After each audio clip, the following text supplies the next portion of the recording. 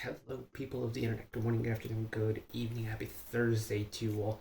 Let us finish off this EL7Z debut properly. We have the album listen for EL7Z's solo debut album, the 7+UP EP, the 7UP EP. The title track, boy, let me tell you, the title track was an experience. TM. And I'm kind of hoping we get something a little bit similar to that.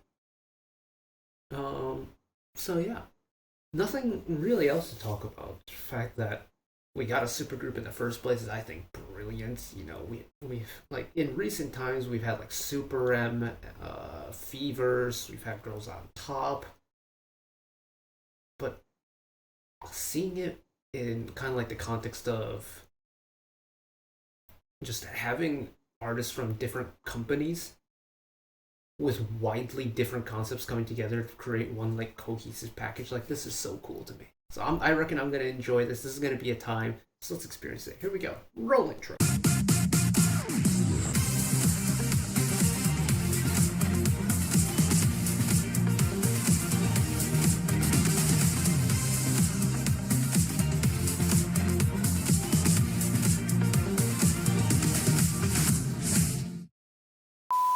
Now, at the time of what do you call it? At the time of recording, there are no like lyric videos out for it yet, so we're just gonna use the album art. We'll deal with it as we go. I reckon should be able to figure out mostly who's who just based off of vocal color and like positions and things like that. But if you've never been on one of my album listens before, time on below is going to be chapter based off of whatever song we're listening to, so you can skip ahead to a song of your choice whenever you want to. If you're here for the long haul like me, we'll just go straight through the album. We're going to skip the title track because we've listened to it already. And I should probably actually look at what songs are featured on it. So we have Die For You, Undercover, Hideaway, and then Cloud 9 to run through. So here we go. Die For You.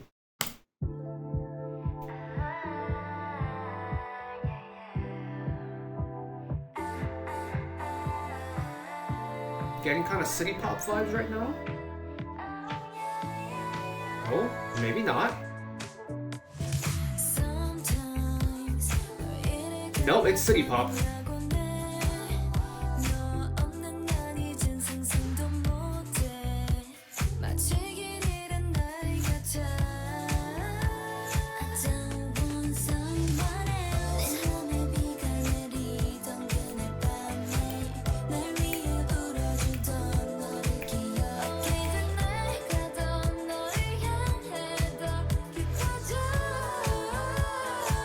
Peep the background vocals one time, my lord.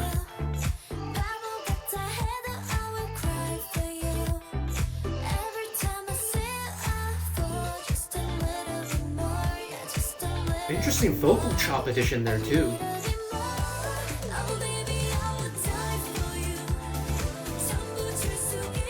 Yeah, it's like a little bit faster and a little bit more modern than like classic city pop, but it's got that vibe to it.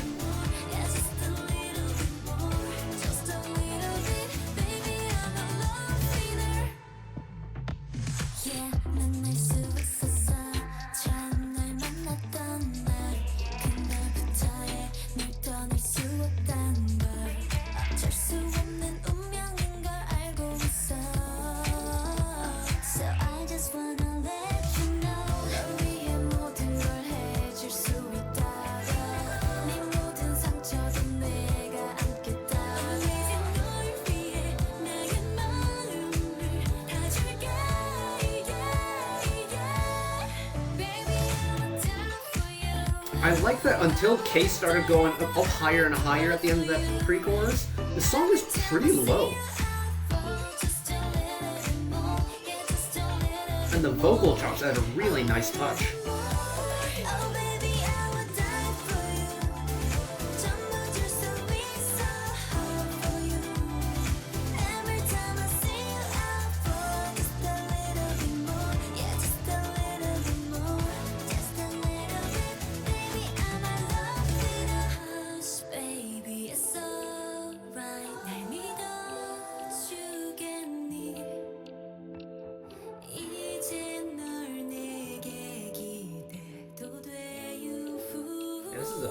wide-ranged vocally.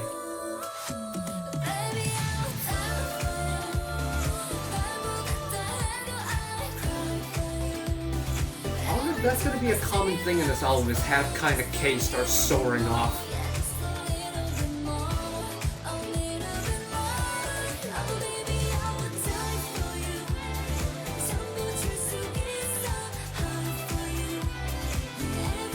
Extra synthesizer.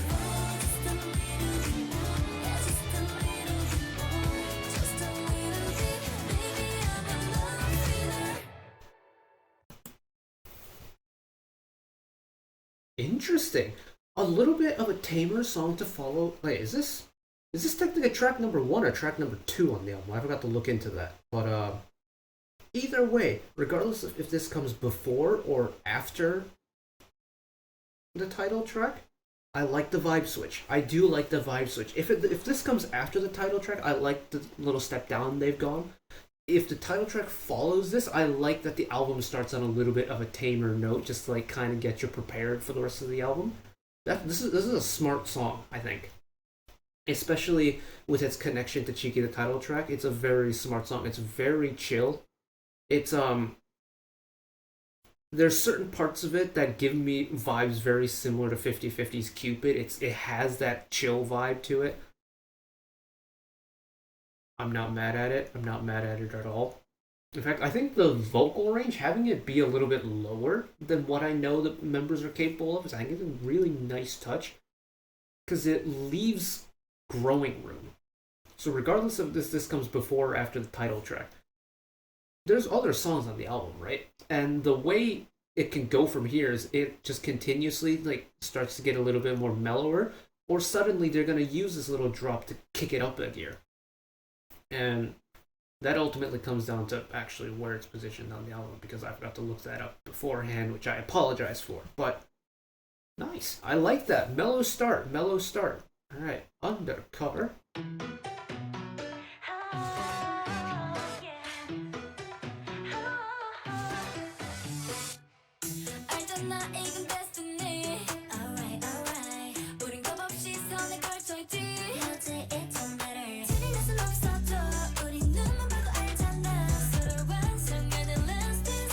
Punchy 808 already.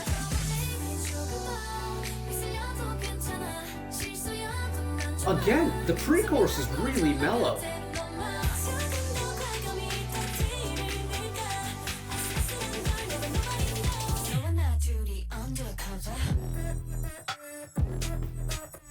Whoa! Hello!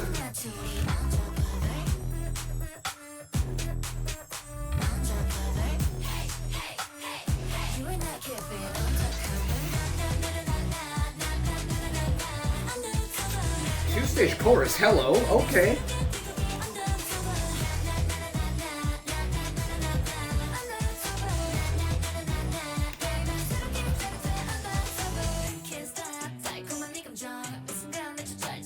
I won't lie, I was hesitant about that chorus drop initially.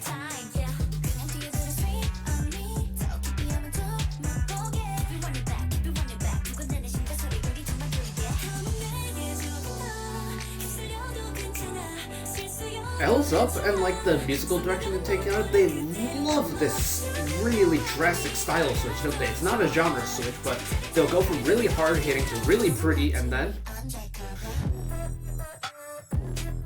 this really heavy chorus. They love the sheer switches.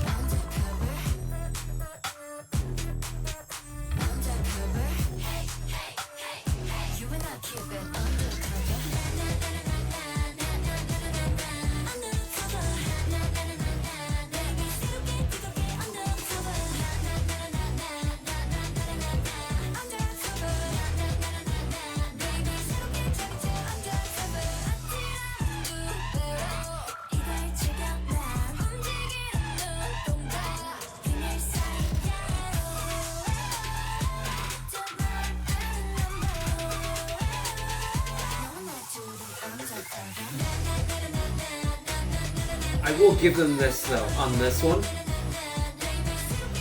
They know when to make it crunchy and when to bring it back melodic.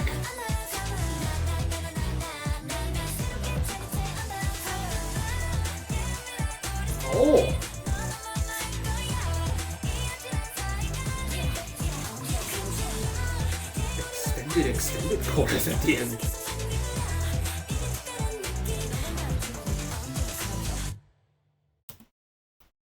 Oh, that was a trip. That was a bit of a trip, wasn't it? Okay, okay. Yeah, again, it's...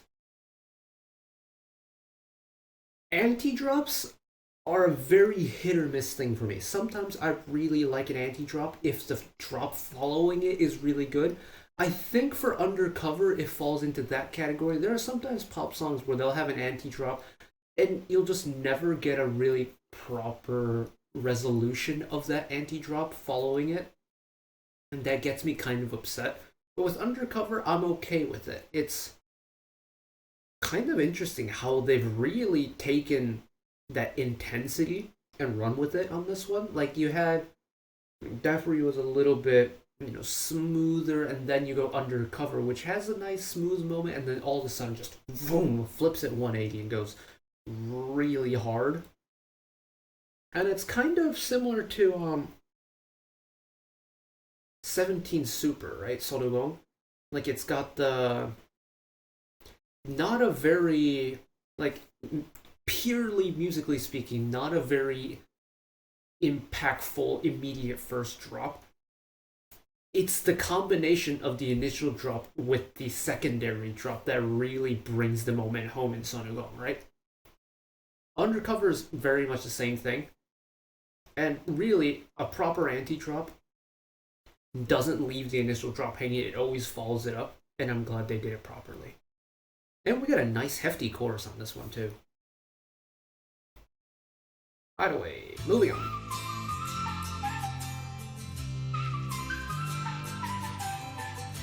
Anthemy maybe? Riser.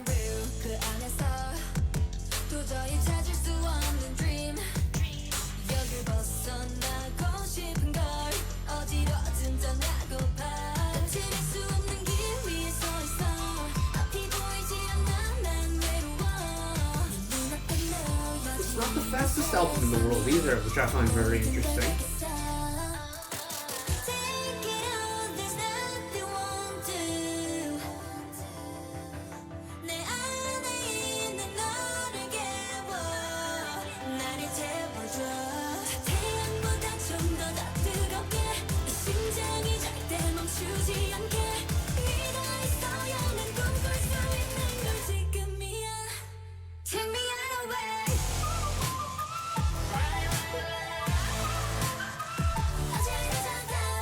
Nice and loud and in your face, okay?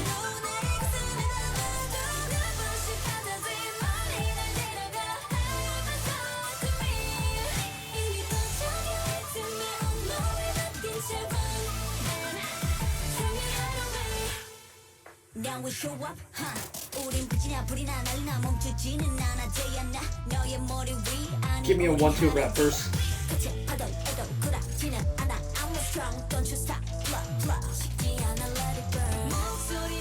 I'm surprised at kind of the lack of big rap modes we've gotten on this album. I feel like this is the first one in a hot minute. And yeah, both Yuki and Yeon in a group, but like, that is the kind of rappers you want with a group that has rappers of that caliber in it.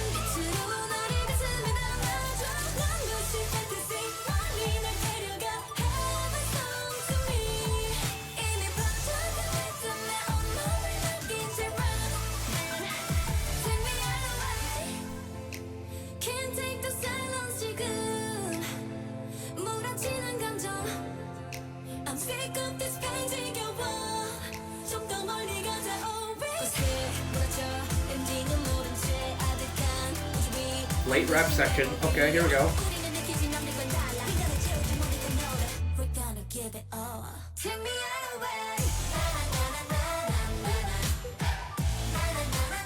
Double time to beat final chorus.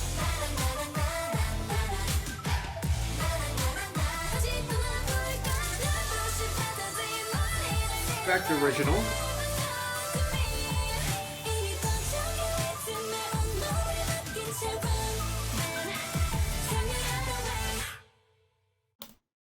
Okay, let me know if this is just my selective memory or my short-term memory that's thinking about it this way, but is Hideaway the really kind of first B-side where we've really gotten some love and attention towards the rapping section? Because I don't know if it's just me not remembering it, but I feel like this is the first time on the album so far that like has had an impactful rap verse in it. And that again, very well could be me just getting so lost in the sauce with the music that I haven't listened to it enough.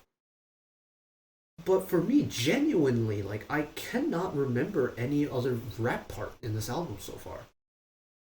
And that's a shock to me. That's a big shock for me. Hmm. Interesting. Very interesting. Yeah, because I'm definitely noticing the vocal sections, especially whenever it's Huiso or K involved, just because I know their voices so well at this point, and their vocal power is just. They are in a class of their own when it comes to vocal power in this lineup.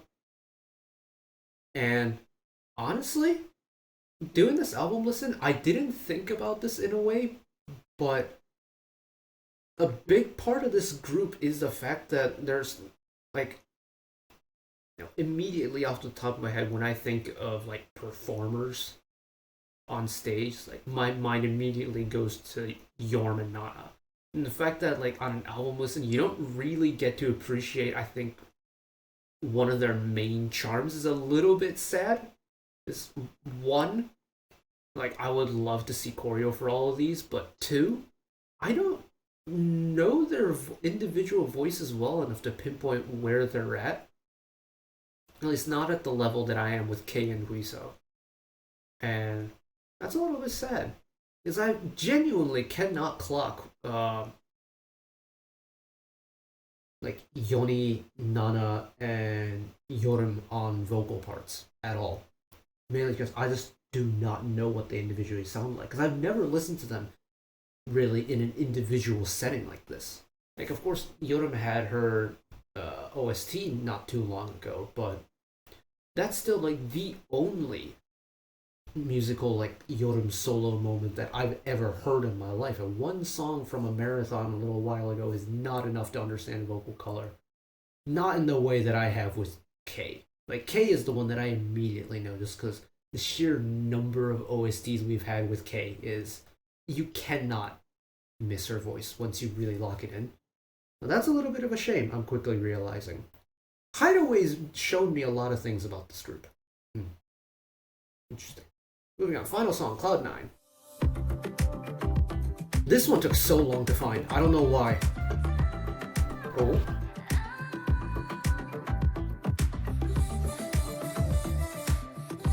I like this chill vibe.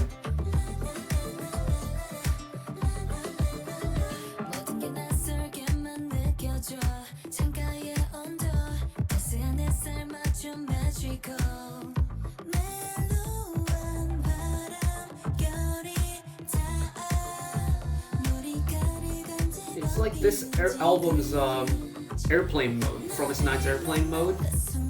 It's got that kind of vibe to it.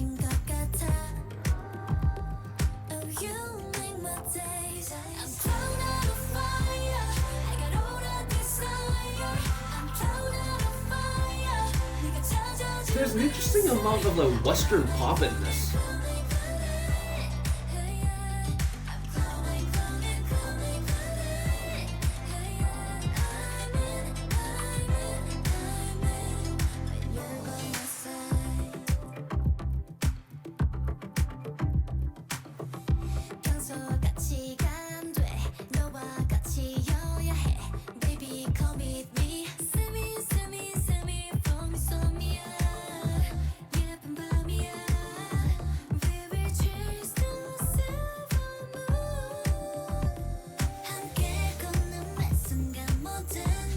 This new key for the pre-chorus too is very interesting.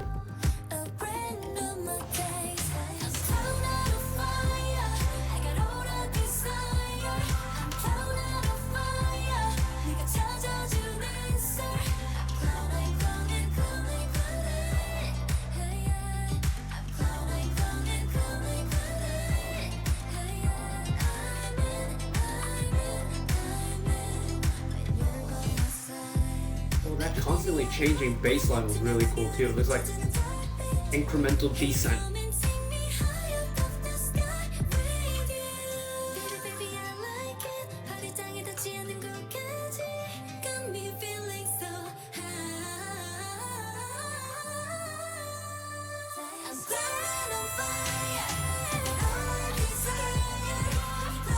Wow.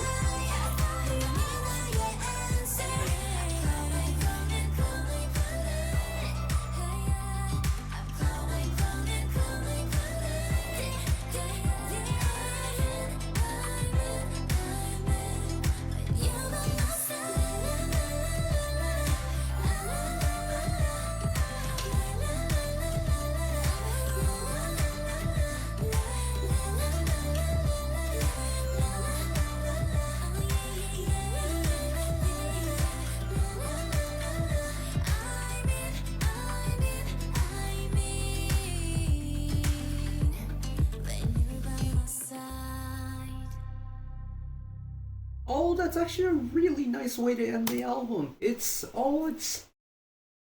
kind of lighthearted. It's a little bit pretty. It's really gentle, and I like that. It's really soft, and it's almost caring in a way. It kind of feels like a hug in music form. I was not expecting such a punchy final high note at that final chorus there. I'll be honest. Just like I feel like there was a different mixing team involved with this song compared to like the rest of the B sides, just from how and like where all the voices were in the mixing. But Cloud Nine, it's I didn't make the ballad at the end of the album comment mainly because I kind of forgot to, but this is a song that gives off the same kind of sensations as I would get had this final track been a ballad.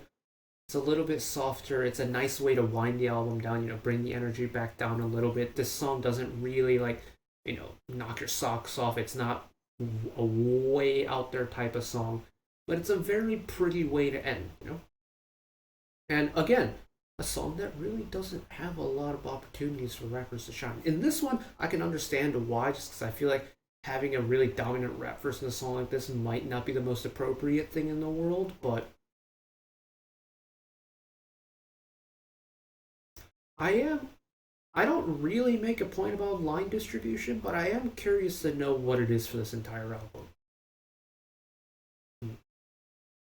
But overall, my assumption of this album being a whole kind of journey from start to finish, I was very much correct on. It's kind of a, I think it's a cop out assumption to make at the beginning of an album, but this very much was the case. Like this album really does kind of take you on a journey, doesn't it? Especially with the kind of regular sound ideas and sound concepts that all the members within ELSA do on a normal basis. You're expecting kind of a kaleidoscope of genres, so solid. At the end of the day, this is kind of what I would have imagined a supergroup album to be. Is there's no like one definitive genre that they were gonna follow just because of the multitude of genres that they're all capable of, and I'm glad they did that. I'm glad there wasn't like a forced direction that they had to go for with this group, or at least not yet. I don't know what future plans are for this group, how long they're gonna be quote unquote promoting for, because of course they have the freedom to promote their own groups as well as part of LZUP at the moment. So I am curious to know what the future is for this group. Um, but overall, I'm pretty impressed by it. It's supergroups are always a little bit difficult, especially when I know who's in these groups and I know them well. Or admittedly, I think the one that I probably know the least about in terms of music is either Yoon or Nana, I think. Because Wua is a fairly recent group for me. And while I love CLC, I didn't really listen to a whole lot of CLC. But like everyone else, like I've known Lovelies for a very long time. I've known Wuju Sonya for a very long time. I followed Purple Kiss since their debut. I followed High Keys since their debut, and I've known of Rocket Punch for a very long time as well. So in that regard, I feel like